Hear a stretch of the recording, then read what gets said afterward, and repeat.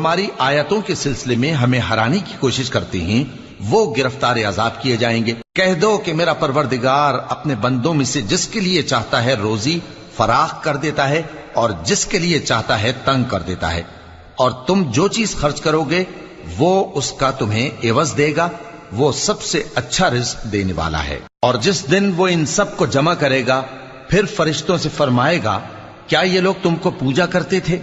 वो कहेंगे तू पाक है, तू ही हमारा दोस्त है, न कि ये, बल्कि ये जिन्नात को पूजा करते थे और अक्सर उन्हीं को मानते थे।